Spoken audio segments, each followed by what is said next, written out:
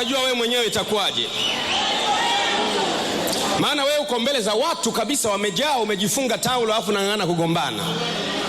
Inaweza ikakwepuliwa akaondoka nayo au ikadondoka yenyewe kwa sababu ya ile mishemishe. Amen. Lakini wacha nianze na somo langu kwanza. Humo njiani nitakwepua taulo ya mtu naondoka nayo. You see, when you stand fighting against the kingdom of God, you have to be prepared. We are serving an unshakable kingdom. We are shaking a kingdom that can never be uprooted. We are serving a kingdom which is an everlasting kingdom. We are not citizens of this world. If you are looking for the citizens of Tanzania, we are not one of them. We are citizens from heaven. We are kingdom oriented. We are kingdom addicted. We have the kingdom influence. And whatever we say, it happens exactly as we say. No negotiation and no discussion as pertain to the kingdom that we serve. Lakini somo langu la leo kwa kienyeji linaitwa kulogwa kwa kuinamishwa. Mwambie mwenzako kulogwa kwa kuinamishwa. Sasa sijui kama watu wengi wanajua neno kulogwa. Leo nataka niongee kwa habari ya kulogwa. Mtu anaweza akalogwa. Unaweza ukalogwa kwa namna mbalimbali. Kupo kulogwa kwa kuinamishwa moyo, na kupo kulogwa kwa kupigwa mafundo, na kupo kuloga kwa magonjwa, na kupo kulogwa kwa akili. Mtume Paulo akawaambia Wagalatia sura ya 3, enyi Wagalatia msio na akili, ni nani aliyewaloga? Kumbe mtu anaweza akalogwa kukosa akili, akawa analukia watu hovyo hovyo bule, kumbe amelogwa kukosa akili. Kwa hiyo enyi Wagalatia msio na akili, ni nani aliyewaloga? Na asubuhi ya leo mapema sana nilikuwa naomba asubuhi, nilikuwa nawaza whether nikwepue taulo ya mtu leo au niache. Lakini wakati natafakari hapo, neno la Mungu likaja ndani yangu kutoka kwenye Ezekieli sura ya 10 na mstari wa 4. Neno hilo likasema hivi, inuka, maana shughuli hii inakuhusu wewe, na sisi tuko pamoja nawe, uwe na moyo mkuu ukaitende.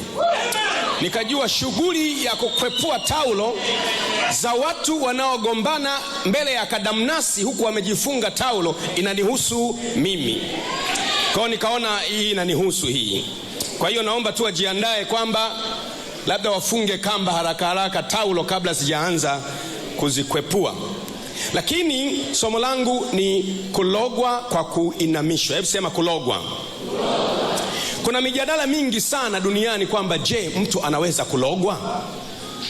Mtu anaweza kulogwa. Can someone be bewitched? There are so many discussions going on everywhere in the world whether there's a possibility of someone to be bewitched, kulogwa, by wizards and witches. Lakini nataka nitoe mifano kadha wa kadha. Kwenye Biblia takatifu neno mchawi, a wizard or a witch, neno mchawi limeandikwa mara 8 kwenye Biblia. Na neno pepo au mapepo limeandikwa mara 142. Mapepo, mashetani, majini, vibwengo 142. Na neno uganga kwa maana ya mganga wa kishenzi au mganga wa kichawi limeandikwa ndani ya Biblia mara 18. Na waganga kwa maana ya wingi, witches or witch doctors, limeandikwa ndani ya Biblia mara 21. Haitoshi, ile hirizi wanayovaa watu kwenye viuno au kwenye mkono au kwenye shingo imeandikwa ndani ya Biblia mara 3. Haitoshi, lamli, ile lamli watu wanakwenda kupigiwa ncheke imeandikwa ndani ya Biblia mara 4. Haitoshi, kupiga bao maana yake ni kuangalia nyakati mbaya. Itakuwaje kisiasa mwaka ujao, itakuwaje Tanzania mwaka ujao, imeandikwa ndani ya Biblia mara 4. Utambuzi, yale mapepo ya kutambua mambo ya biashara, imeandikwa ndani ya Biblia mara 9. Huku kote kwa ujumla wake ni kulogwa na ni uchawi. It is an amazing that a careful preacher that you are to ignore things that written in the Bible 100 times. Na ndio maana watu wanaumia bila kujua. Nikupe mfano kadha wa kadha ya Mtume Paulo ni kuweke vizuri.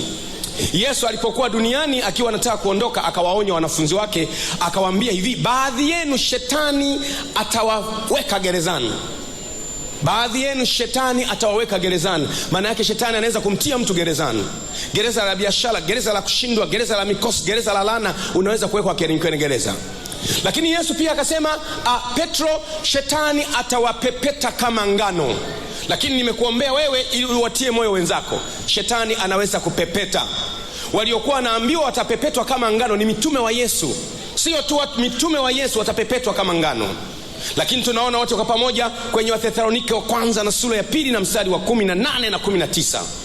Paulo anasema, mimi Paulo nalitaka kuja kwenu, naam, mara ya kwanza na mara ya pili, lakini shetani akatuzuia.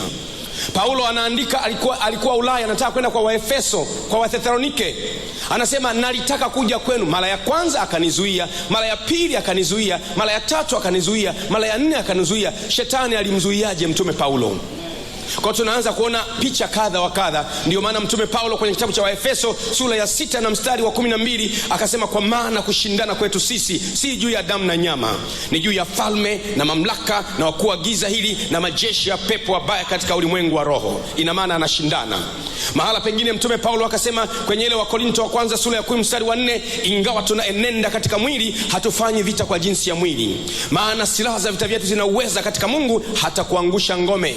Unaona, Paulo alipomaliza aitaka kufa, anawaambia watu wake, sasa amekuwa mzee, anasema kwamba vita nimevipiga, imani nimeilinda. Vita gani amepiga hii? We are fighting against the kingdoms of darkness. It is not, you will never be successful until you know to be in combat with the kingdoms of darkness. Until you say, no, I can't have premature death. Until you say, no, I want to bring back my people who have died in my family. Until you say, no, I don't want to be bewitched or to live miserable life here on the earth. We are the rulers here on the earth. We are the children of God. We can be who want to be at any time we want. Sisi ni wana wa Mungu na watawala katika uso wa dunia. Hebu mtu aseme amen. Kwa hiyo tunaanza kuona wachawi wapo. Mwambie mwenzako, wachawi wapo. Mwambie tena, wachawi wapo. Rudia mara nyingine, wachawi wapo.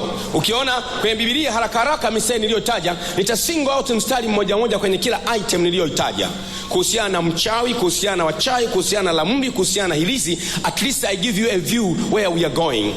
Nikwambie jambo moja, ukitaka Mungu asiwepo duniani, wachinje wote walokole. Mungu anakosekana. Hata kama Mungu yupo, Mungu ni roho. Ili Mungu aingie afanye kazi, lazima awe ndani ya mtu. Mungu hawezi kufanya kazi ndani ya mtu. If all the children of God are not here, then God is not here. Ndiyo maana nakwambia, mimi nikisema Mungu amesema, mimi nikihukumu Mungu amehukumu, mimi nikibariki Mungu amebariki, nikitembea Mungu ametembea, nikisikia Mungu amesikia, nikisema imekuwa vizuri kwako Mungu amesema imekuwa vizuri kwako, nikisimama sema utembee, wewe simama utembee, usijiulize maswali. Kama wewe ni kiziwi, nikikwambia fungua macho uone, Mungu amekwambia fungua macho uone. Nikikwambia kila jambo liende vizuri juu yako, Mungu amekwambia kila jambo liende vizuri juu yako. Sisi tu mabalozi wa Mungu, kana kwamba Mungu anasihi watu kwa vinywa vyetu tumrudie Bwana. Haleluya. Ndio maana mtu aliyekufa tunaweza kumwambia amka, akasikia sauti akaamka. Bwana Yesu akasema kwenye kitabu cha Yohana 25 mstari wa 24 na wa 25, akasema saa yaja na saa ipo, walio makaburini wataisikia sauti ya mwana wa Adamu. The time is coming and the time is now. The dead shall hear the voice of the Son of God, and they shall come out of their grave. The Bible says the time is coming and the time is now. There are two tenses in this statement.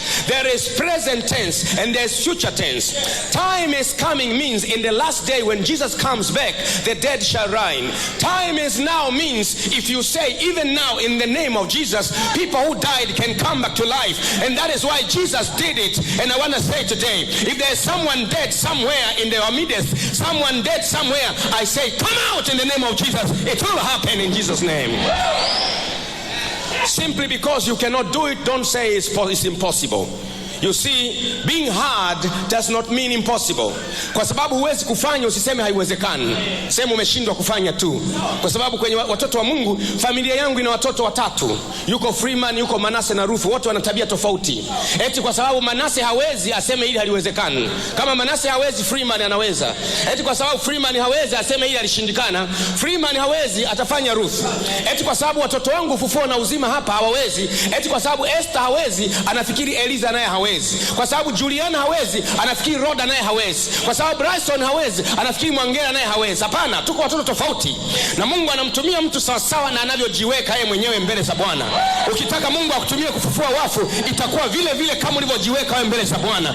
Ukitaka Mungu akutumie kuponya wagonjwa, itakuwa vile vile kama ulivyojiweka mbele za Bwana. Ukitaka Mungu akutumie kuvunja nguvu za uchawi, itakuwa vile vile kama ulivyojiweka mbele za Bwana. Mataifa kama mataifa Tanzania kwa miaka mingi sana yanaweza kuwa yamewekwa chini ya mazindiko ya uchawi, yamelogwa. Nasema leo na kwenda kwenye moyo wa Tanzania, na kwenda kwenye milima ya Tanzania, na kwenda kwenye mapoli ya Tanzania, na kwenda kwenye majangwa ya Tanzania na ya Afrika yote, majangwa ya Kenya, mapoli ya Kenya, misitu ya Kenya, mapango ya Kenya, na yafuata kwenye ulimwengu wa roho. Na lituma neno. Biblia inasema neno la Bwana li hai, tena lina nguvu, ni kama upanga ukatao kuwili. Ina maana liko hai. Kilicho hai kina uwezo wa kutembea, kina uwezo wa kusikia, kina uwezo wa kutenda.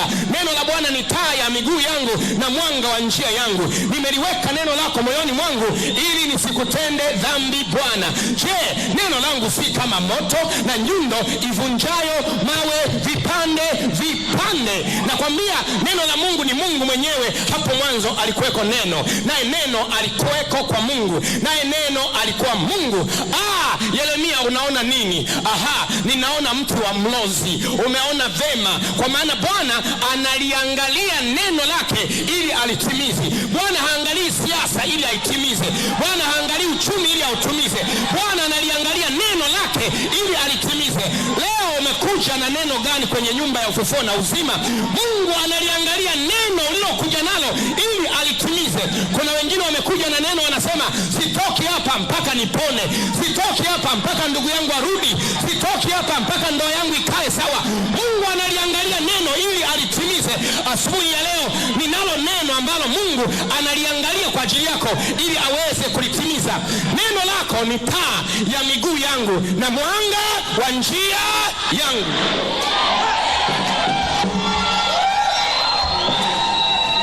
Mtu aseme leo ni siku ya kwangu. Mtu aseme leo ni siku ya kwangu. Today is your day, and if you prepare today being your day, it will be your day. It has been your day. It is going to be your day. It was your day. Mungu alipanga kabla ya kuwekwa misingi ya ulimwengu, ameruhusu uwe hapa leo. Liko neno kwa ajili yako. Mungu amepanua mdomo wake, anasema fungua mdomo wako nikulishe. Utakula chakula ambacho mdomoni kitakuwa kichungu sana, lakini tumboni kina afya kwa ajili ya mwili wako wote. Mungu akasema kwa kinywa cha Mithali, akasema mwanangu, tega sikio, uyasikie maneno yangu, uyaweke shingoni mwako, uyatende sawa sawa na hivyoandikwa, ndipo utakapostawi sana na kuifanikisha sana njia yako. Na maneno haya ya Torati yatakuwa afya mifupani mwako na uzima katika mwili wako wote. Ninaamuru afya itokee kwenye familia yako kuanzia leo kwa jina la Yesu. Mtu aseme amen. Unaona, kwenye kitabu cha Mambo ya Walawi sura ya 19 mstari wa 25, Biblia inasema hivi, msile kitu chochote pamoja na damu yake, wala msifanye kuloga wala kutumia utambuzi. Hebu sema kuloga. Rudia tena kuloga. Anasema msile kitu chochote pamoja na damu yake, wala msifanye kuloga kwa kutumia utambuzi. Kuloga kupo. Nimesoma Biblia hii. Hii sio Qur'an tukufu. Hii ni Biblia. Imesema kuloga. Ukisema kuloga, kuna kuloga, kuna kulogwa, na kuna alogae na alogwae, na kuna uchawi wenyewe ambao ndio unaloga. Kwa hiyo unaona hapa tumeona neno kuloga na tumeona neno utambuzi, lakini bado utaona maneno kadha wa kadha.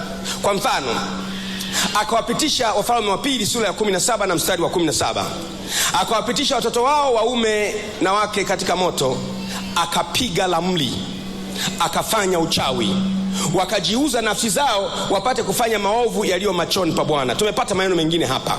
Kumbe mtu anaweza kufanya uchawi, mtu akapiga ramli, na mtu akajiuza nafsi zake, akajiuza, selling your soul to the devil. Mungu ni mwema na ni mwema kweli. There's nothing happens to you bad. There's nothing bad happens to you unless it has come from the devil. Very unfortunate that the children of God, wana wa Mungu, wakati mwingine wanapatwa na mambo, wanasema hii ni kazi ya Bwana, haina makosa. Shetani anafurahi sana akisikia unasema kazi ya Bwana haina makosa.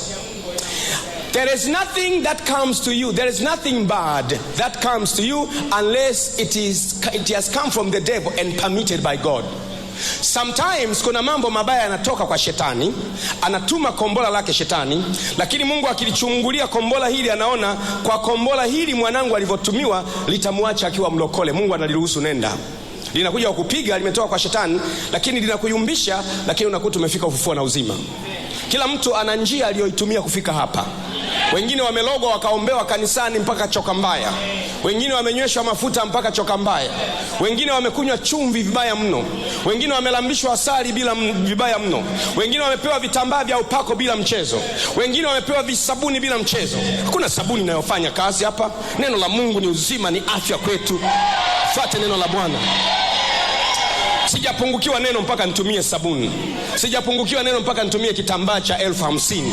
Makanisa ya leo yamekuwa kama biashara. Unasikia mtu amevimba anasema toa sabuni, toa si nini. Sio ya Mungu yale. Mungu alisema katika neno lake, anasema toeni pepo, fufueni wafu, pozeni wagonjwa, takaseni wenye ukoma, mmepewa bure, toeni bure. Maana yake hakuna kucharge, hakuna mbegu wala nini. Mungu amesema ametoa bure. Mtu anayetaka kutoa kwa Mungu atoe kwa raha yake, sio kutoa ili apone. There is no precondition for your healing. There is no, I say again, there is no precondition for your healing. Hakuna masharti kabla ya kuponya, masharti ya mbegu wala masharti ya sadaka ya ukombozi. There are no preconditions. Soma Biblia, soma maisha ya Yesu. Hakuna mahala Yesu alipofika Kapenaumu akawawekea masharti kwamba sadaka ya ukombozi yanguke hapo kwanza ndio mtu apone. Alipofika Galilaya hakusema kwamba Bwana kuna sabuni za upako hapa vipande vya 50,000 ukiogea ukatakasika. Alikuwa anawaambia watu inuka, umekuwa mzima, watu wanainuka. Alikuwa anawaambia watu mwanamke umefunguliwa udhaifu wako, mtu anasimama. Alikuwa anawaambia watu talita 10, maana yake na kuambia funguka. Alikuwa anawaambia watu tembea, wanatembea. Na leo Yesu yuko hapa anazungumza na wewe akisema tembea. Wewe usijiulize maswali, tembea. Akisema biashara yako imekaa vizuri, maana yake imekaa vizuri. Nataka mtu akae sawa. Mungu anazungumza na wewe leo, ni siku ya kwako. Haleluya. Hata wale wanaonirukia wakiwa wamevaa taulo zao hata hawajui wanamrukia nani. Nikikwepua taulo yako leo, omba Mungu nisije nikakwepua taulo. Lakini nitakapoikwepua unagombana na mchungaji Gwajima uko mbele ya watu, uko umejifunga taulo, inaweza kudondoka yenyewe au unaweza kuikwepua. Nikikwepua rafiki yangu utashindwa kuibeba tena, maana imeondoka na watu na huna pa kukimbilia tena. Lakini ungeniacha mimi nikapeleka neno la uzima. Mimi nimeitwa si kwa ajili ya watu, nimeitwa si kwa ajili ya kugombana watu, nimeitwa kwa ajili ya kumkongota shetani, kugombana kwa shetani na malaika zake. Sasa wewe ukija upande wa shetani, wakati mashine ya kusaga na kukoboa inakoboa shetani, itajikuta imekukoboa na wewe bila kujua.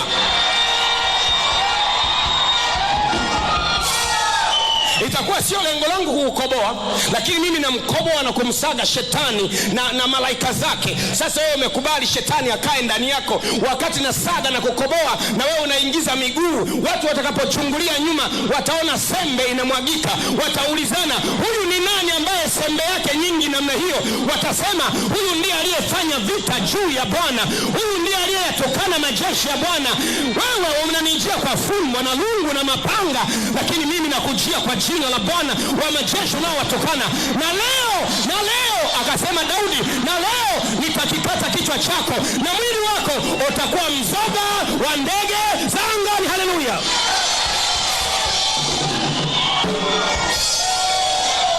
Not here. This is not a church. I said last week, when you are looking for a church, this is not a church. No, this is not one. If you are looking for a church, this is not one, because the church got entrances. This one has got no entrance. You go and you can even land from up. You go anywhere. When you're looking for a church, this is not a church. This is a congregation of the army of the Lord, of the people who are called by the name of the Lord. Amen.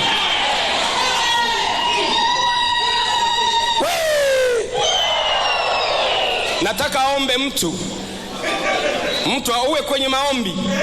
Namwambia awe kwenye maombi, Mungu apishe. Nisome andiko lingine. Awe kwenye maombi, maana leo nataka kukwapua kweli kweli. Na nikikwapua Na nikikwapua ndio mwisho wa biashara. Mwambie mwenzako ikikwapuliwa ndio mwisho wa biashara.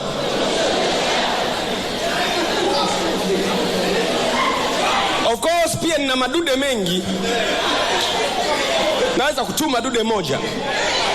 Unajua watu unaposema limeamshwa dude wanafikiri mimi ndio dude. Yapo madude. Sio mimi. Yapo madude. Watu hapa nani anajua madude? Punga mkono hewani. Wanajua madude. Yale madude yamelala, yakanyang'anywa viatu, yana misuri ya ajabu, yana macho yake ni kama mwali wa moto, uso wake ni kama shaba iliyosuguliwa sana, miguu yake ni sio mchezo, lakini jitu limelala miaka mingi, wakalinyang'anya viatu, wakalinyang'anya shati, likawa kana kwamba halina cha kufanya. Sasa wamelishtua likaamka, lilipoamka likapiga mguu chini, pap, watu wakalala kwenye vichaka.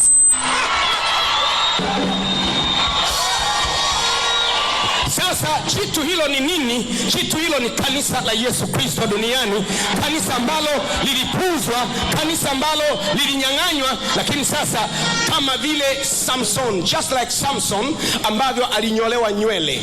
Samson alinyolewa nywele. Aliponyolewa nywele nguvu zake zikaisha. Baada ya kunyolewa nywele akaishiwa nguvu, maana siri yake ilikuwa ndani ya nywele zake. Walipomnyoa nywele nguvu zake zikaisha. Yani hana bao, yupo hai lakini hana bao. Anatembea lakini hana bao. Anakula lakini hana kitu. Anakunywa, anasikia, anaona, anatembea, ila nywele zimenyolewa. Baada ya nywele kunyolewa wakaona haitoshi, wakamtoboa na macho. Kumtoboa na macho wakampa na kazi awkward ya kusaga ngano. Kusaga ngano maana yake linakuwepo jiwe kubwa sana kama yale mawe ya Msoma yanaitwa matale, au mawe ya Mwanza yanaitwa matale, yako pamoja na Mbeya. Linafungwa hilo jiwe alafu linawekewa nafaka chini. Unakuna lizungusha lile jiwe, kwa sababu ya uzito wa lile jiwe nafaka inakuwa inasagwa. Unazunguka pale, yani aliyekuwa na nguvu ya kupiga watu 3000 kwa taya la punda leo anasaga ngano, ametobolewa macho na nywele zake zimeisha. Lakini watu walikuwa hawajui kwamba Samsoni alipokuwa anazunguka pale pale ndivyo lilivyokuwa kanisa la Yesu Kristo duniani, limezunguka pale pale. Hakuna kwenda mbele, hakuna kwenda kushoto, wanazunguka pale pale. Toa Jumatatu, toa Jumatano, toa Polini waje, sema njoo. Tusome andiko lingine kwa habari ya hilizi. Ezekieli 13 na mstari wa 18. Imeandikwa, useme Bwana Mungu asema hivi: ole wao wanawake wale washonao hirizi. Washonao hirizi. Unaona hirizi imeandikwa, wanawake wanaoshona hirizi. Na mimi andiko ile nishangaza, kwani wanaoshona hirizi ni wanawake na wanaume nao wapo. Andiko inasema wanawake washonayo hirizi. Alafu mchawi, kitabu cha Kutoka 22 mstari wa 18 inasema, usimwache mwanamke mchawi kuishi. Biblia haijasema mwanaume, mwanamke mchawi kuishi. Takueleza baadaye kwa nini Biblia inatumia wanawake kama simbo ya uchawi. Danieli sura ya 2 na mstari wa 10. Wakadae wakamjibu mfalme wakasema, hapana mtu duniani awezaye kuonesha neno hili la mfalme, kwa maana hapana mfalme wala bwana wala liwali aliyetaka neno kama hili kwa mganga. Unaona, tunaona waganga wapo kwenye maandiko matakatifu. Halafu haitoshi, utaona wachawi wapo. Kwenye kitabu cha Kutoka sura ya 7 mstari wa 11, ndipo Farao akawaita wenye akili na wachawi na hao waganga wa Misri. Unaona wachawi wapo. I'm just showing you from the biblical perspective that my people are destroyed for lack of knowledge. Watu wangu, they are taken in captivity for lack of knowledge. Lakini wachawi wapo. Lakini pia unaweza ukaona zaidi ya hapo. Utaona kwenye kitabu cha Nahum sura ya 3 na mstari wa 4. Naomba kila mtu akae sawa. Nahum sura ya 3 na mstari wa 4. Kwa sababu ya wingi wa ukahaba wa yule kahaba mzuri, yule bibi wa mambo ya uchawi, auzae mataifa kwa ukahaba wake na jamaa za watu kwa uchawi wake. Unaona hapa Biblia inasema bibi wa mambo ya uchawi, auzae mataifa kwa uchawi wake. Hebu sema, auzae mataifa kwa uchawi wake. Rudia tena, auzae mataifa kwa uchawi wake. Kumbe tunaona uchawi unaweza kuuza taifa. Taifa likauzwa kwa wachawi. Bibi wa mambo ya uchawi, yule kahaba mzuri ambaye anauza mataifa kwa uchawi wake. Tunaona uchawi upo na unaweza ukauza mataifa. Lakini watu wote wanaomcha Bwana wamesahau, na ndio maana unaweza ukamkuta mtu kanisani ana miaka 10 au 15, ameokoka lakini bado mgonjwa. Ana matatizo ya kukata na shoka kwa sababu amesahau kwamba shetani yuko hai. Shule bila mtihani haina maana yoyote, hakuna hata graduations. Shule bila test haina maana yoyote. Kama shetani akiwa hayupo, basi wokovu unakuwa hauna maana wote. Baada ya mambo hayo, Bwana Mungu akamjaribu Abrahamu. Nisome andiko moja ambalo la muhimu sana kwa watu wote. Isaya 47 mstari wa 13. Isaiah 47 and verse 13. Nataka kusoma hili andiko la muhimu sana. Nasema hivi: umechoka kwa wingi wa mashauri yako, basi na wasimame hao wajuao faraki, wazitazamao nyota, watabilio kila mwezi mambo ya mwezi huo, wakakuokoe na mambo yatakayokupata. Umechoka kwa wingi wa ushauri wako, basi wasimame hao wajuao faraki. Neno faraki ajabu sana liko ndani ya Biblia, lakini neno faraki ni neno la Kiarabu. Waarabu wana elimu mbili. Elimu ya kwanza inaitwa elimu dunia. Elimu dunia ni elimu ya kumsaidia huyu mtu kuishi kwenye mambo ya dunia, na elimu nyingine ni elimu ahela. Elimu hii inamsaidia kwa mambo yake ya mbinguni kwake. Sasa elimu dunia ina vipande viwili. Kipande kimoja kinaitwa faraki, maana yake elimu ya uganga, na kipande kingine kinaitwa buruji, maana yake mambo ya kusoma nyota. Kwa hiyo unaposikia mtu amesoma elimu dunia, maana yake amesoma faraki au amesoma buruji. Lakini kwa Biblia imeandikwa hii faraki, kwamba kuna watu wajuao faraki ambao wanajua uganga, wanaweza kuloga mtu. Kwa hiyo mtu anaweza kulogwa, biashara ikalogwa, kazi ikalogwa, ndoa ikalogwa, mume akalogwa, na maisha yake yakaishia mahala pabaya. Hebu sema, kwa jina la Yesu ninakataa uchawi wa aina yoyote uliotumwa ili kuharibu maisha yangu, kwa jina la Yesu. Tupige hatua sasa. Somo langu ni kuloga kwa kuinamisha. Kuloga kwa kuinamisha. Unisikie vizuri sana katika jambo hili. Kuloga kwa kuinamisha na kuna kuloga kwa kupiga mafundo. Nini maana ya kuloga kwa kuinamisha? Sikiliza vizuri. Wachawi ni binadamu ambao wanatumia mashetani. Kama unavyoniona mimi hapa ni binadamu, lakini natumia Roho Mtakatifu. Roho Mtakatifu yuko ndani yangu. Nikisema neno la Mungu, Roho Mtakatifu analibeba hilo neno, analitimiza.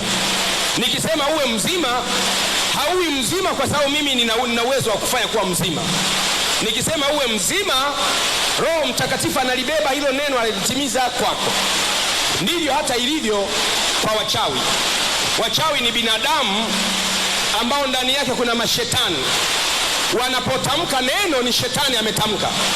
Wanapofunga jambo ni shetani amefunga kupitia vinywa vyao. Na huyo mtu anaitwa amelogwa. Amelogwa. Unapologwa, unaweza kulogwa ugonjwa, unaweza kulogwa chochote. Sikiliza kidogo. Nini maana ya kulogwa sasa? Kulogwa maana yake ni hii. Kuna mtu mmoja hakupendi kwa sababu mbalimbali. Huyo mtu anakwenda kwa mchawi au kwa mganga wa kichawi. Anamwambia yule mchawi, nataka yule avimbe mguu, nataka mguu wake uvimbe ashinde kutembea. Sasa yule mchawi anayaita mashetani, anayatuma yaingie kwenye mguu wa mtu. Yanaweza kuwa ni majini au majoka au mizimu au miungu, lakini mashetani anayaita. Anayaitaje? Anajua kuna formula ya kuyaita mashetani. Kama unavyoona kuna formula ya kutengeneza Coca-Cola au Pepsi Cola. Ukiweka hivi unapata ladha ya Pepsi Cola. Ukiweka hivi, unaweka hivi, unapata ladha ya Azam Cola. Hata mashetani nao vile vile anafanya hiki na kile. Mashetani yanakuja, anayaambia nenda kwa dada fulani, hakikisha miguu yake inavimba. Ile shetani linakuja kuingia kwenye mguu. Baada ya siku 2 unashangaa unavuta mguu umevimba, lakini wewe umelogwa mguu. Ukienda hospitali wanaweza kuangalia wakaona ni matatizo ya tissue au muscles au chochote, lakini ukiwauliza nini chanzo cha tatizo hili, wanasema inatokea tu, wala hatujui. Kumbe umelogwa. Huyo mtu anaitwa ni mtu amelogwa.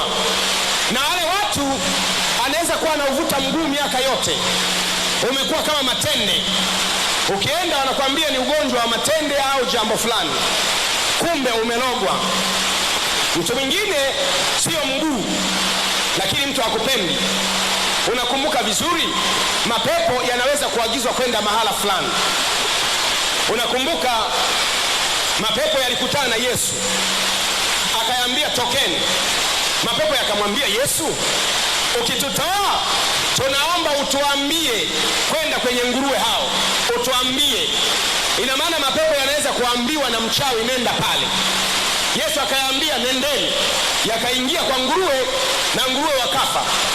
Sasa wako binadamu kabisa ambaye yeye anaweza kupiga ngoma zake, anapiga ngoma tum tum tum tum tum tum, au anachoma ubani, au anachoma udi, au anachoma uvumba, au anamwaga damu. Anayaita mashetani, anayaambia nendeni mkaingie kwenye tumbo lake la uzazi, muhakikishe hazai.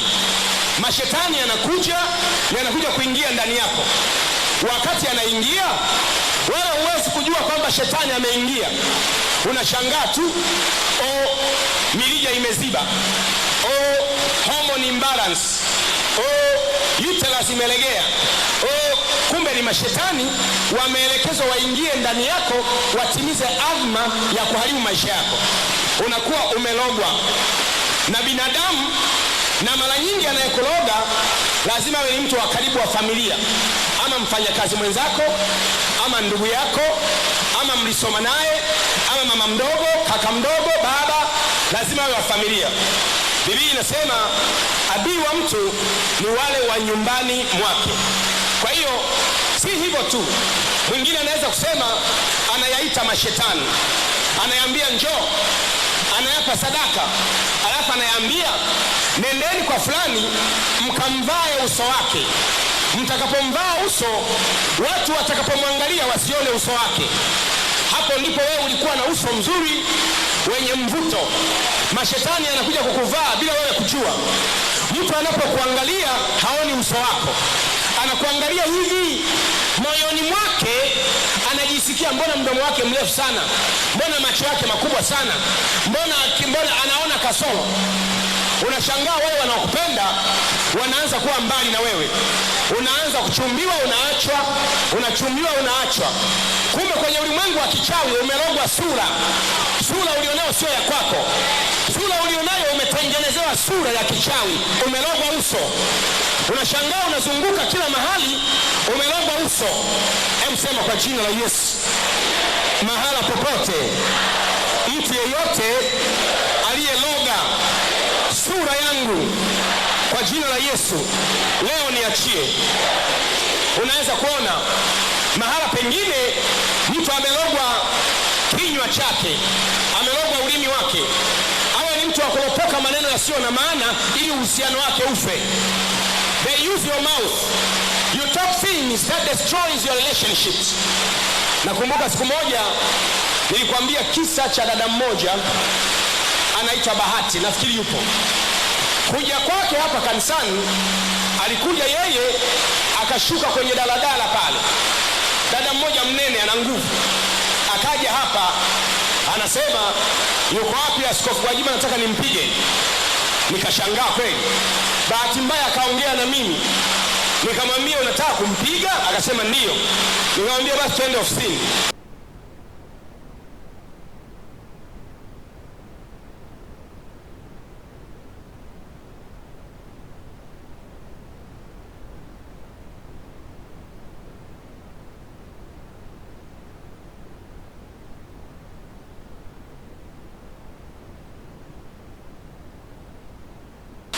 tulipokwenda ofisini kumwekea mikono mashetani, yaani mdomo wake ulikuwa unazungumza tu bila yeye kutaka.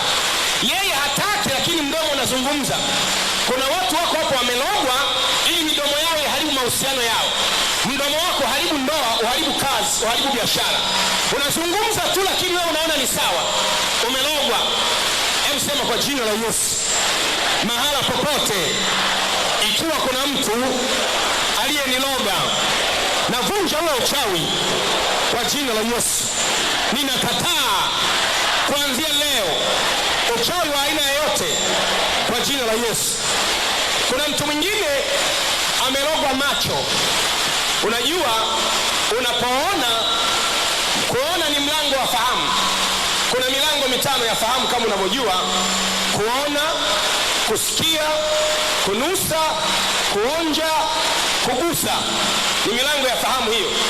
Sasa kuna watu wamelogwa, mashetani yanaitwa, yanaambiwa nenda ukaingia kwenye mtu huyo asione fursa, asione opportunity.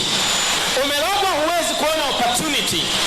Huwa unasoma magazeti wakati muda wa application ushapita. Yaani umelogwa huwezi kuona opportunity.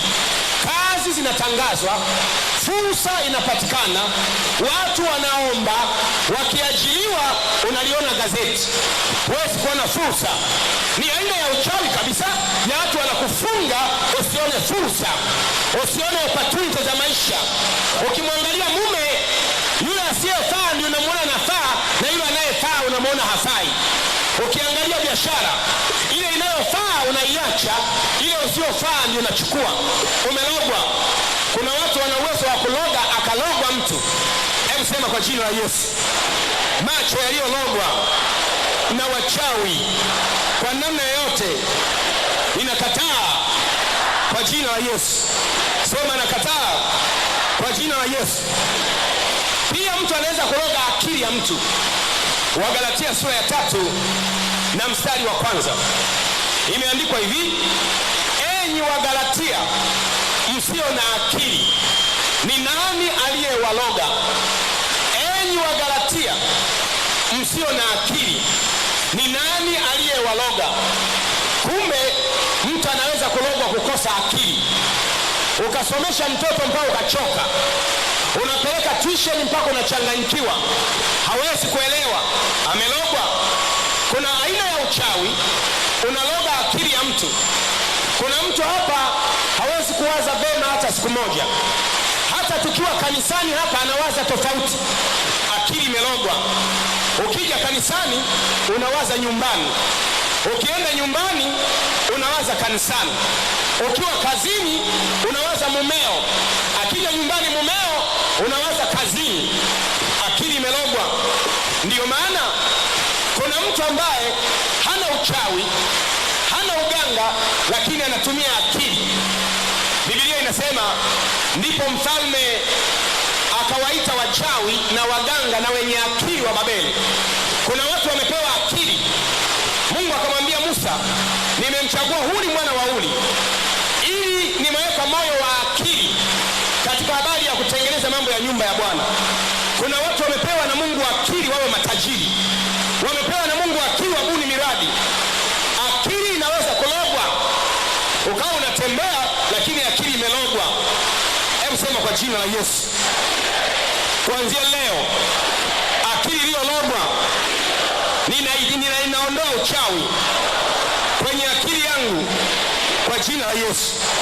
Akili iliyologwa ninakataa kwa jina la Yesu. Unamwona mtu ana akili lakini maamuzi yake siku zote ni ya hovyo hovyo, ila ana akili imelogwa. Wachawi wanaweza kuloga akili ya mtu, ama wakaichukua kabisa, ama wakailoga ukawa unafanya kazi sio kwa kutumia akili yako. Ndio wale watu wakiingia ofisini unaona kichwa kizito kweli kweli, huwezi kufanya kazi vizuri kwa furaha na amani, kwa sababu akili imelogwa. Unaweza kulogwa, unaharibu vitu kwa akili yako mwenyewe, umelogwa lakini bila kujua. Ila wewe utakuwa waza ni mimi, ni tatizo tu ni mimi, lakini umelogwa. Wachawi wanaweza kumloga mtu, lazima wawe watu wa familia. Sasa kuna mtu mwingine amelogwa miguu, hawezi kufuatilia. Akisikia jambo lolote hawezi kufuatilia, mpaka mkeo anakuambia si ufuatilie, anasema niko busy, hawezi kufuatilia. Mwingine amelogwa tumbo la uzazi asizae. Mwingine amelogwa mikono asijishughulishe. Hakuna baraka mpaka umejishughulisha. Sijawahi kuona muujiza wa mvua ya dola na pounds za Marekani zinanyesha kutoka mbinguni. Mungu anasema nitabariki kazi ya mikono yako. Unafanya kitu alafu unamwambia Bwana, kwa jina la Yesu ninaamuru baraka itokee kwenye kazi hii. Unafungua duka, unafungua pharmacy, unafungua saluni, unafungua duka la vipotozi, unafungua duka la madawa, unamwambia Bwana nibariki. Unaanza kulima shamba, unamwambia Bwana kwenye shamba hili nibariki. Unaweka miguu yao kwenye shamba la mpunga, unasema Bwana, imeandikwa Isaka akapanda mbegu na wewe ukambariki akavuna mavuno makuu. Unajitaja jina lako sasa. Mangela amepanda hapa, ninaamuru baraka za Bwana zije. Mungu analeta baraka kweli kweli ukiweka mahala mikono. Na mimi naamuru leo mtu yeyote anayenisikia, kama kuna mahali ambapo nataka kuweka mkono wako, ama pharmacy, ama saluni, ama shamba, ama biashara yoyote, ninamwamuru Mungu wa Ibrahimu, Isaka na Yakobo abariki kazi ya mikono yako katika jina la Yesu. Ukilima shamba uvune, ukianza duka wateja waje, wakisafiri upate biashara. Ninaamuru safari ya Dubai ianze, safari ya China ianze, safari ya Bangkok ianze, safari ya Thailand ianze, safari ya Uingereza ianze, safari ya Marekani ianze. Ufungue hospitali ya kwako, ufungue pharmacy ya kwako, ufungue duka la kwako, uanze kazi. Biblia inasema usimsahau Bwana Mungu wako akupae nguvu za kupata utajiri. Ni muhimu wa tajiri. Natamka mbele za mtu mmoja hapa, ninaona mali na kujia utakapofanya kazi kwa bidii. Natamka kwa ajili ya mwanamke mmoja hapa, una mikono ya fedha, umebarikiwa mikono ya fedha na Bwana, naiona mali na kuja. Natamka juu ya mwanaume mmoja hapa, umebarikiwa na macho ya fedha, naiona fedha inakuja. Natamka juu ya mwanaume mmoja hapa, umebarikiwa na masikio ya kusikia habari njema za biashara, naiona biashara inakuja. Na mwanaume mmoja hapa, umebarikiwa na miguu ya kufuatilia tenda, kufuatilia biashara, kufuatilia madini, naiona biashara yako inakuja. Naona unainuliwa kutoka juu, juu, na adui zako wote walioona hasira juu yako watatahayarika, na wote washindanao nawe watakuwa si kitu. Utawatafuta waliofanya vita juu yako, hautasema tena asema Bwana wa majeshi. Usilie, yuko simba wa kabila ya Yuda, yeye aliyechinjwa kabla ya kuwekwa kwa misingi ya ulimwengu. Yeye ameshinda apate kuifungua mihuri. Mungu wetu si Mungu wetu, ni Mungu wa kuokoa, na njia za kutoka mautini zina yeye. Bali Mungu wetu sio hajatupa roho ya woga, hajatupa roho ya woga wa maisha, hajatupa roho ya woga wa maisha, bali roho ya nguvu na moyo wa kiasi. Simameni mkaone wokovu wa Bwana atakao watendea leo, maana wa Misri mnaowaona wale hamtawaona tena milele, asema Bwana wa majeshi. Kuna wa Misri wamesimama mbele yako, wametishia biashara yako, wametishia maisha yako, lakini leo ninakuona wewe ukiwa umebeba familia yako na ng'ombe wako na watoto wako na vijana wako na mali zako, unavuka mto Jordan, unaenda kwenye nchi ulioahidiwa na Bwana. Tuvuke twende, tuvuke twende. Tanzania mpya inakuja, Tanzania yenye uchumi mzuri. Tuvuke twende. Pigia Bwana makofi, haleluya. Shatoko sake baraka. Naomba ukae. Aliyekuroga atastaajabu, ataona unatembea unavuka mto.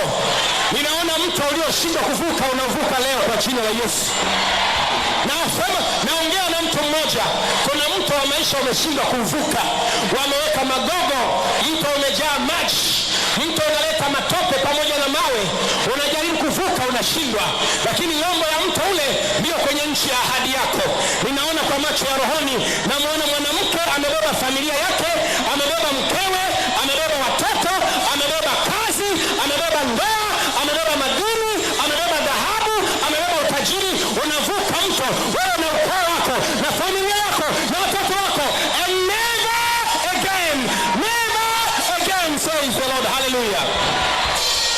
Shantoko sake pasha papa. Mwambie mwenzako halogwi mtu hapa. Mwambie mwenzako mimi kuanzia leo macho yaliyologwa, akili iliyologwa, moyo uliologwa, uso uliologwa, kinywa kilichologwa, mikono iliyologwa, miguu iliyologwa, biashara iliyologwa na ung'ao uchawi, ninamrudishia yeye aliyeniloga leo, hata aliyeloga taifa la Tanzania kwamba madini yanaanza kuondoka bure hovyo hovyo mpaka Mheshimiwa Rais anawakamata. Nashukuru sana Mheshimiwa Rais amefanya jambo zuri sana. Watu wengine wanapiga kelele, unajua tutashtakiwa, unajua tutashtakiwa. Wewe chizi, tutashtakiwaje? Ina maana madini yetu yaendelee kwenda eti tumeogopa tutashtakiwa. Mheshimiwa Rais, Mungu ambariki sana. Lazima vile vinu vya kuyeyusha chuma vitengenezwe hapa hapa ili watu wetu wapate kazi.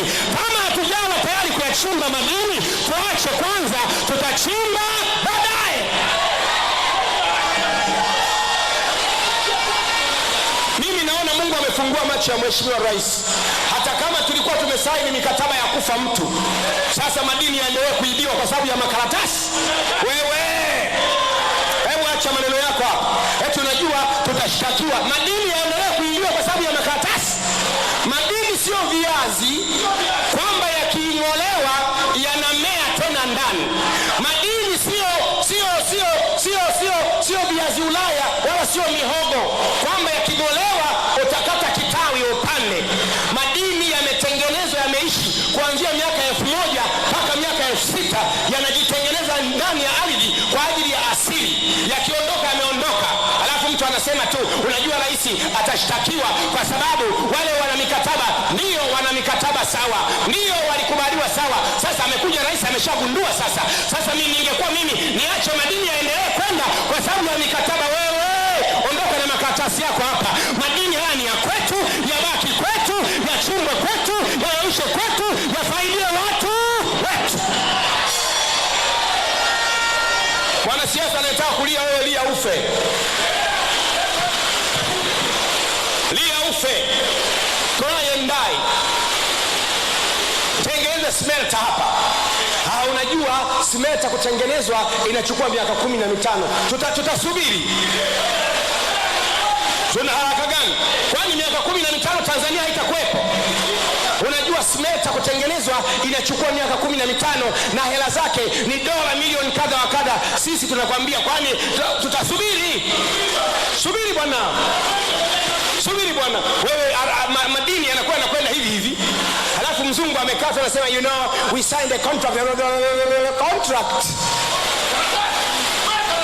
Kasaini contract na Japan uchukue madini yao. Kasaini contract na Australia uchukue madini yao. Au hata Kenya tu. Acha hapa Kenya tu pale kasaini pale uchukue madini yao. Ni nchi ya waliologwa tu. Hilo linawezekana. Paka uwe umelogwa. Nashukuru Mheshimiwa Rais ameutema uchawi ule. Inawezekana watu walilogwa kule nyuma, lakini amejitia ujasiri akaamua kukata madini ya baki. Ukitaka kuiongoza Tanzania lazima uwe kama na moyo wa mwenda wazimu. Imelogwa mno. Watu wamelogwa mpaka wakalogeka.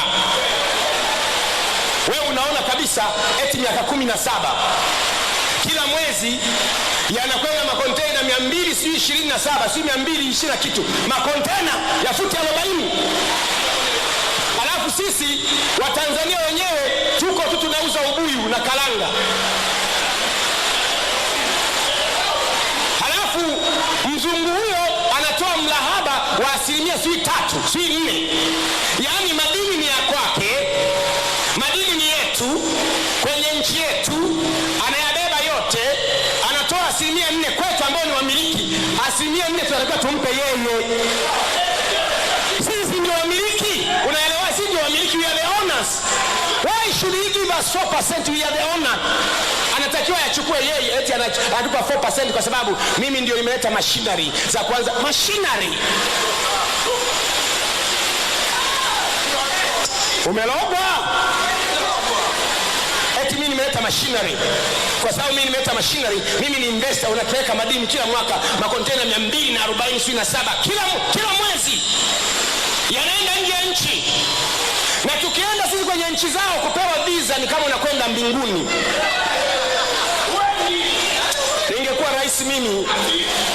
rais mimi ningesema kila mzungu anayekuja hapa apate visa nyumbani, apate visa kule nchini kwake.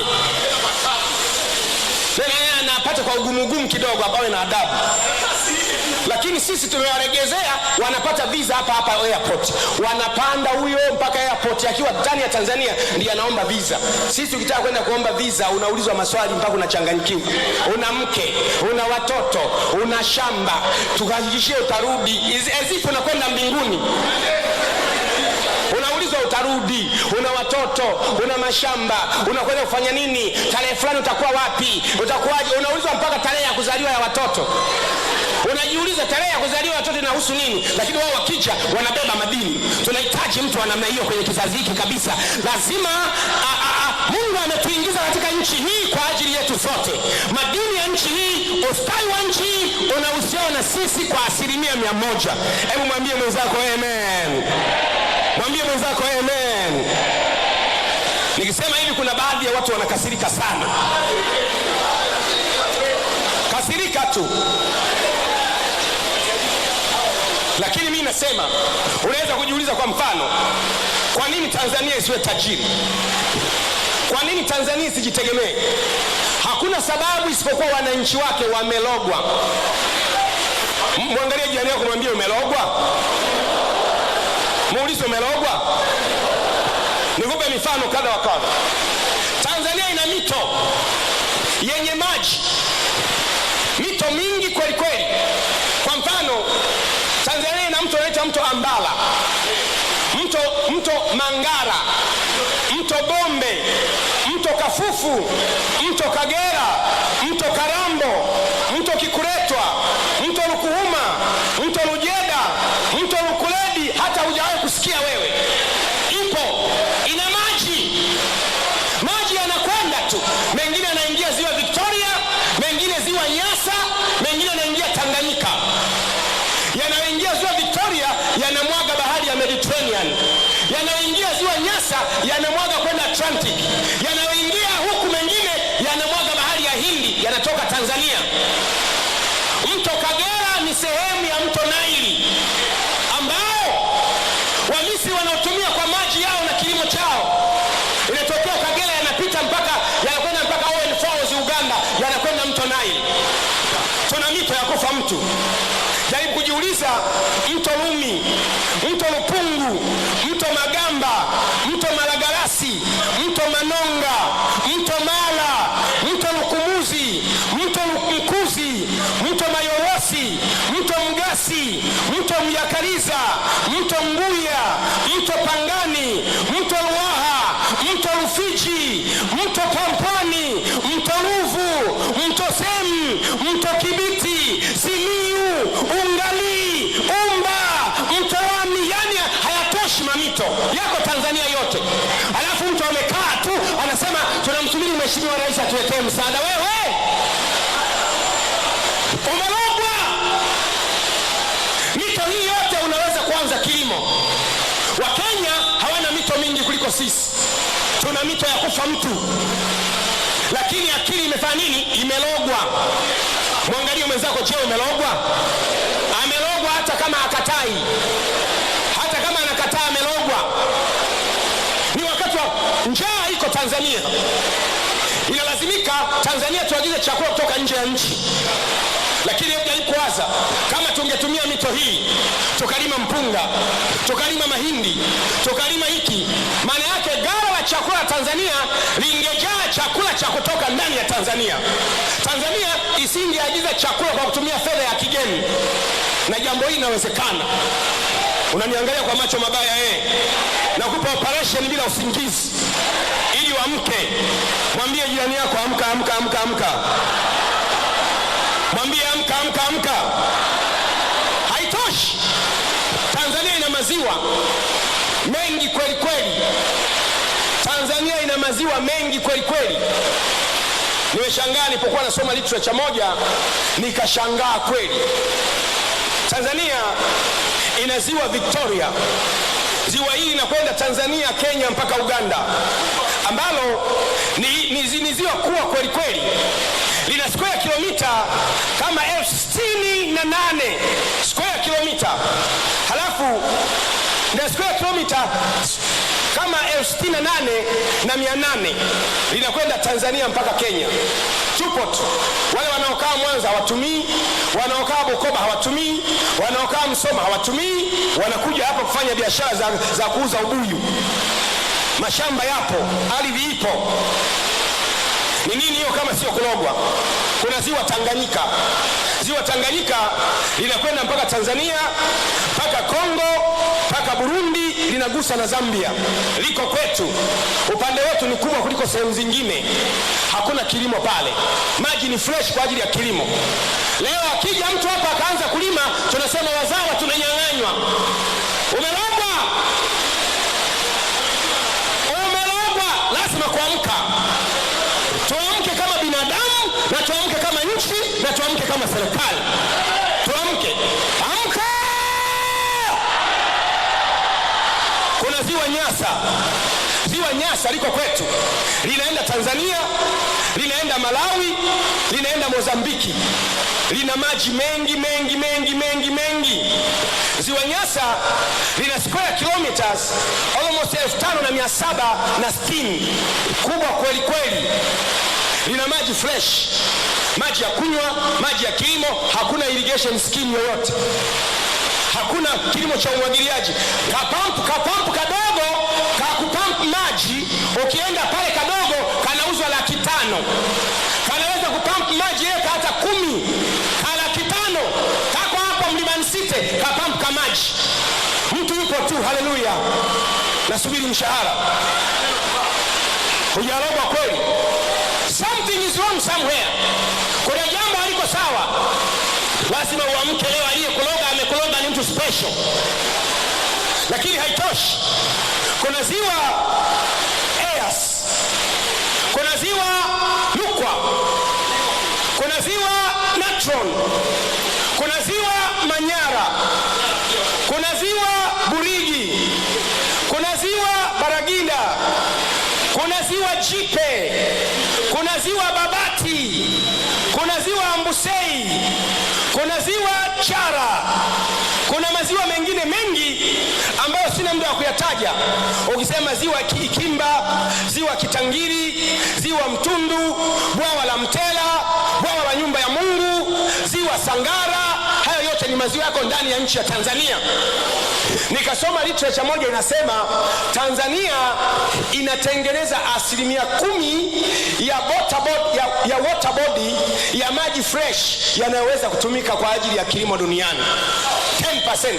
Yani duniani si kuna maji yasiyo na chumvi, lakini ile 10% ya maji ya dunia yako Tanzania. Mazuri ya kunywa, mazuri kwa kilimo, mazuri kwa umwagiliaji yapo. Na wewe ndio Tanzania. Tanzania wewe. Hujarogwa wewe. Unanibishia hujarogwa?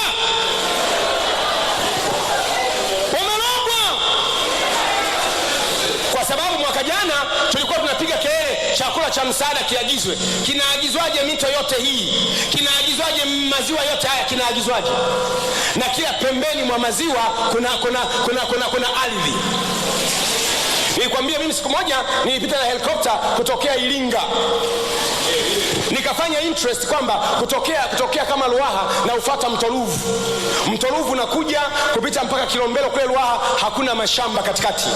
Ukiondoa yale mashamba ya katikati pale, mashamba ya miwa Ilovo, hapo katikati hakuna kitu.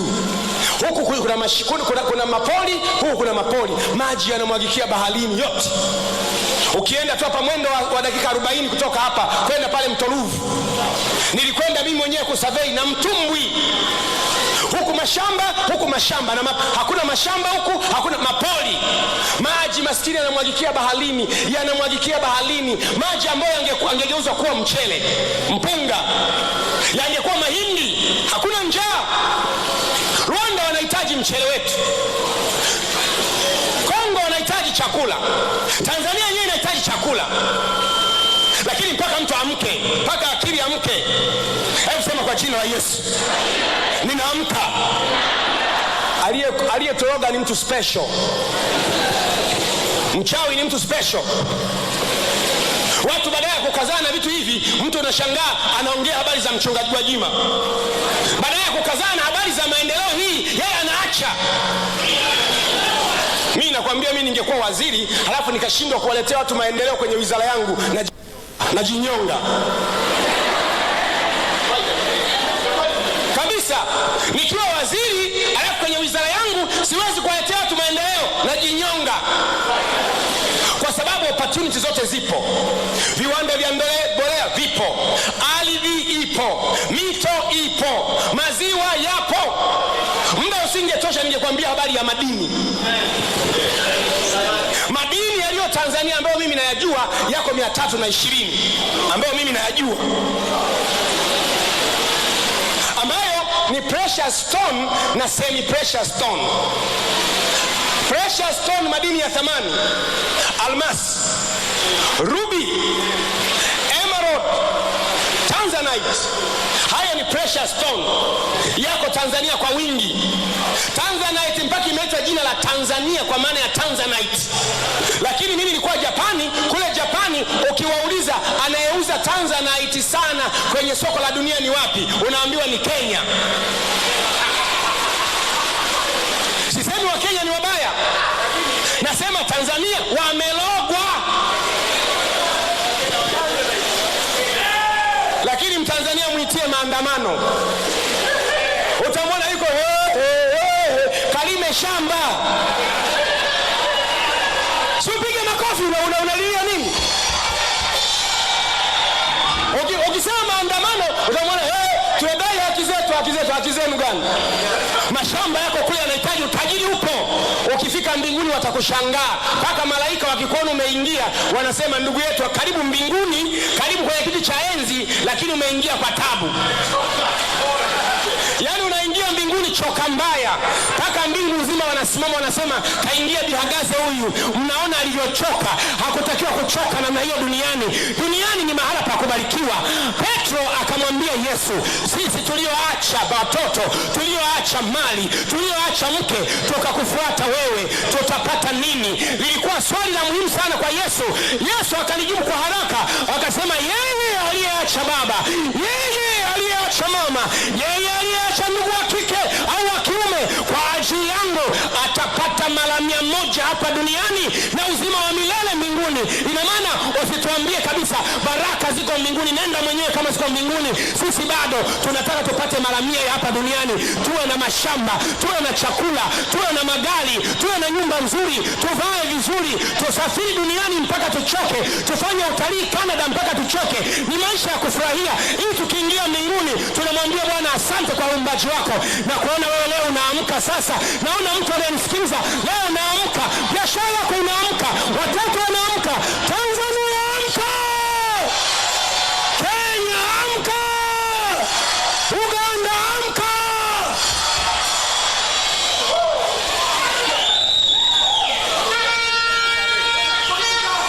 Itakiwa hapa iwepo tuwe mji wa Mwanakondoo kwenye eneo kubwa, halafu tuna uwanja wa kutoa helikopta. Watu wao wanaambizana, bwana, hapa itatoa ya Bihagaza, hapa itatoa ya Baraka, hapa itatoa ya Mwajojo, za ma-RP zitatua hapa, za ma-AP zitakuwa hapa, ma-MP watatua pale, ma-shepherd watatua pale, ma-on-training watatua pale, na ma-potential watatua pale, washika wengine pale. Baraka za Mungu zinakusubiri hapa duniani. Biblia inasema usimsahau Bwana Mungu wako akupae nguvu ya kupata utajiri. Ninaona macho yako yanafunguliwa leo, ninaona akili yako inafunguliwa leo, ninaona moyo wako unafunguliwa leo, ninaona familia yako inafunguliwa leo. Kwa jina la Yesu ninaamuru kuanzia leo wale waliologa akili kwa umaskini wakuachie, waachie familia yako, waachie watoto wako, achia. Amen. Amen. Upo utajiri katika nchi hii. Mnaoneze mwenzako, mwambie upo utajiri katika nchi hii. Mwambie tena, mwambie tena. nimesema mito iliyopo, nimesema maziwa yaliyopo. Muda usingetosha ningeongea kwa habari ya mbuga za wanyama. Hebu jaribu kuwaza, tuna hifadhi za wanyama. Kuna mbuga ya wanyama Arusha National Park. Tuna mbuga ya wanyama Gombe Stream National Park Kigoma. Tuna mbuga ya wanyama Katavi National Park. Tuna mbuga ya wanyama Mount Kilimanjaro National Park. Tuna Kituro National Park. Tuna Mahale National Park. Tuna Lake Manyara National Park. Tuna Mikumi Morogoro National Park. Tuna Ruaha National Park kule Iringa. Tuna Mwanza, tuna Rubombe National Park. Tuna Sadan National Park. Tuna Serengeti National Park. Tuna Manyara National Park. Tuna Uzidungwa National Park. Mengi tu. Na wanyama wapo. Ngorongoro Crater peke yake ina wanyama zaidi ya 36,000. Shimo moja wamo wanyama mle ndani. Kuna twiga, kuna faru, kuna nyati wamo mle ndani. Tanzania imebarikiwa sana, ni nchi tajiri, ila watu wake wamelogwa hasa. Wamelogwa wakae kama kuku, kama vifaranga hivi. Wanaangalia tu namna hii kwamba mama ataleta. Akija ni kama ndege aliye kwenye kiota. Ndege aliye kwenye kiota anatulia tu, akija mama yake lile kinda linafungua mdomo bila kujua linawekewa nini mdomoni. Na mbaya zaidi, kinda linapofungua mdomo linafumba na macho. Weka chochote unachotaka. Hebu sema nakataa. Sema nakataa. Sema nakataa. Kwa jina la Yesu. Fungua macho yangu nione utajiri wa nchi yangu. Haya maconcentrates haya ambayo wazungu wanapeleka, nilitakiwa niwe napeleka mimi au napeleka wewe, lisingekuwepo tatizo. Au itakiwa wewe umejenga smelter. Mimi nashukuru Muhongo hakomeshwa. Amekomeshwa vizuri sana. Kwa sababu wakati ule watu wanunua vitalu vya gesi, Muhongo wazao wa Tanzania wakawa wanataka wanunue, yeye anawaambia hela zenu za kufungia maandazi. Yaani nyinyi ni madalali. Sitaki madalali. Maana yake ni nini? Maana yake angekuwa ameruhusu wakati ule, mimi si kama Mtanzania niko hapa, mimi naliagiza kampuni la nje linakuja kupitia mimi. Alafu mimi nasema kwa sababu wewe una vifaa utanipa mimi 2% tu. 2% inaingia kwenye mzunguko wa Tanzania. Muhongo alikuwa hataki. Anawaambia watu hela za Watanzania za kufungia mandazi. Unaona mandazi yamemfunga yeye sasa. Unaona sasa? Usiwe na kiburi ukiwa unaongoza watu. Wasikilize watu. Mambo haya ni mambo ya kupita. Nchi itaendelea kuwepo. Kama ndugu yako mwambie Pastor Gwajima kakusema, ila hajakunyang'anya taulo. Sijamnyang'anya taulo, yeye namsema tu kwamba alikuwa anasema hivyo, bwana unajua mimi ni profesa, hizi hela zenu za kufungia mandazi na hivi wa Tanzania hela zenu za kufungia mandazi. Wale wazungu hela zao za kufungia nini? Sabuni. Umeona walikofika sasa.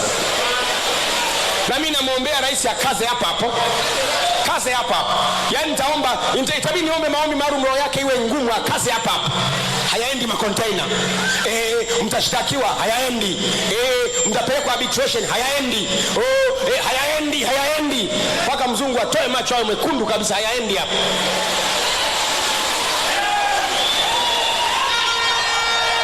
Ana kama usiwapiga makofi mimi nasonga mbele.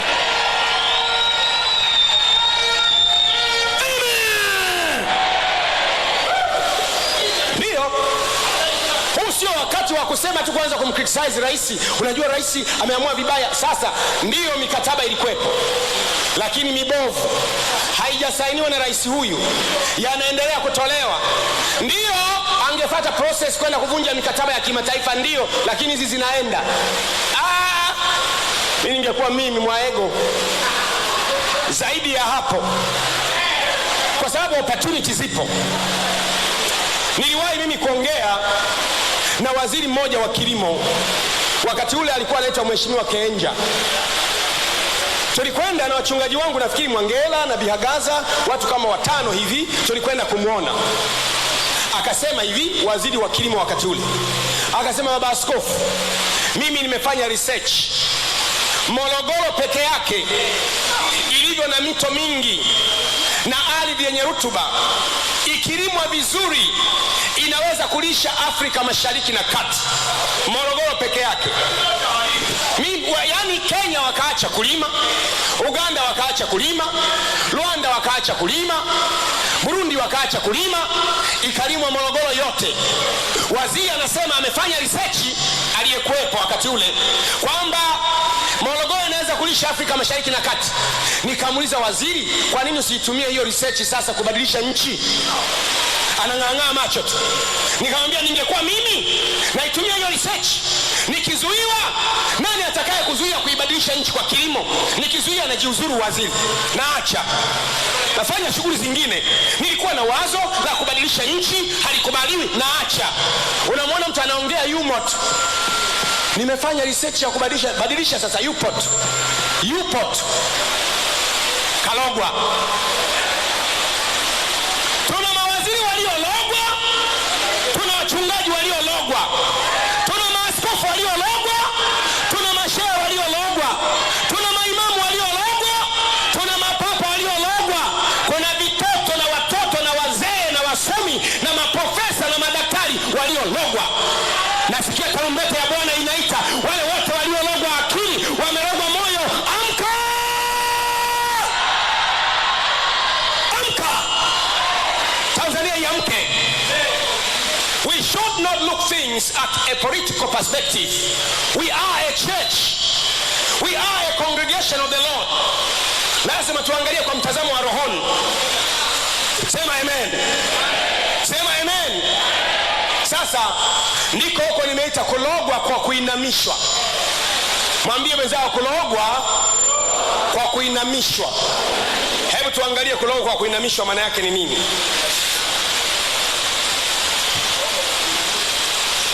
Kulogwa kwa kuinamishwa maana yake unainama, huwezi kuziona opportunity. Biblia inasema Bwana wainua walioinamishwa moyo. Kule kwetu Tanga kuna kitu kinaitwa limbwata. Watu wa Tanga amen. Kule kwetu Tanga kuna kitu kinaitwa limbwata. Na limbwata lile wanasema ni nyama ya bundi. Anakamatwa bundi, anachanganywa na nyama ya kuku. Lakini yule bundi amesomewa dua maalum ya kuduaa. Unajua bundi mchana ameduaa, usiku mjanja. Kwa hiyo kuna mtu ambaye anataka kumuinamisha mumewe au kumuinamisha mtu, anachukua hiyo bundi na inachanganywa na nyama. Unashangaa nyumbani kwenu kuna jogoo limekaangwa, kuna kipapatio cha bundi ndani, kimekaa mahali, kimeandaliwa kwa ajili ya kuinamisha. Changamka Mwangela, mkiwa mnakula nyama, wewe unachambua kuna nini hapa? Ila ukiniwekea mimi nyama ya bundi na mla, na limbwata lako alinipati kwa jina la Yesu. Kwa sababu mimi nimeambiwa mabaya hata nipata mimi, na mla bundi wako live. Ndio, na mla live. Nilipokuwa kule Japani, wa Japani wanakula konokono. Sasa tukawa kwenye restaurant moja, zikaletwa konokono zimemwagika na magamba yake haya ya juu yani. Sasa nilikuwa na jamaa yangu moja Mswiss, akanibonyeza kwenye miguu, akaniambia Gwajima, akaniambia Kiingereza, tule tusije tukavunja moyo, tule tu, maana tumeheshimiwa kupelekwa kwenye sushi restaurant na sashimi na zile seafoods, lakini konokono wapo wazima. Sio kwamba amekaangwa, wazima wanafanya hivi yani. Sio kwamba wamekaangwa, wazima wanakuwa wanatembea mnawarudisha, wanatembea mnawarudisha. Jamaa wanamgonga konokono top, alafu anatoka ndani ya hiyo kitu. Alafu jamaa anamchukua mzima anafanya hivi, mguu anamweka mdomoni.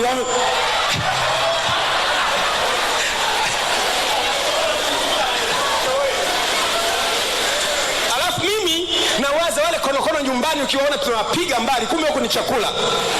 Jamaa yangu akaanza kunibonyeza, bwana, you see Bishop, we must eat. Tukila wa Japani watajisikia vibaya. Mimi nikamwambia ndugu yangu, anza wewe. Wa Japani walikuwa wasikii Kiingereza, nikamwambia anza wewe. Nikaona amelichukua namna hii. Nikainama nikawa namcheki kwa chini. Akaligonga kopu likatoka ndani, yani lile la ndani lile tepetepe likatoka, lakini bado linafanya nini? Akaliweka mdomoni. Alipoweka mdomoni nikamwanza kumwona meza.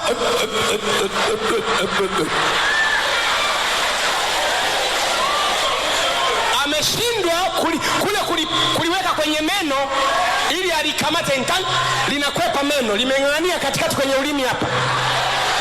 Akaniambia, Bishop Gwajima, anataka kulia, it is soaking my tongue, yani linauvuta ulimi, linang'ang'ania kwenda kwenye koo kabla sijalitafuna.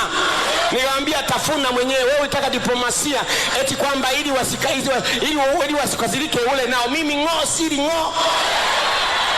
Kama ukitaka kasika mwenyewe siri ng'o. Akaanza kuhangaika nao, namuona mali nakuja huku, mali nakuja kule. Akasema nakwenda bafuni. Kaambia, ukome. You saw me as an African, you thought it's simple. Ulikuwa niona kama mimi Afrika, unafikiri ni simple, siri konokono. Kanielewa Lakini nataka kuambia ni kwamba nataka ujue kwamba nchi yetu ina vitu vingi. Makrabs yako hapo naenda kwenda kuokota mwenyewe. Ina vitu vingi, ni nchi tajiri. Anayetuambia nchi yetu ni maskini hajui kinachoendelea, ni tajiri. Sasa kuinamishwa moyo, hebu sema kuinamishwa moyo. Rudia tena. Sasa kule kwetu Tanga kule, mwanamke mmoja anataka amuinamishe mume wake. Maana yake mume wake asiulize swali, asifanye chochote. Wanasema limbwata lakini la nyama ya bundi. Anatafuta bundi, anapigwa, anasomewa dua.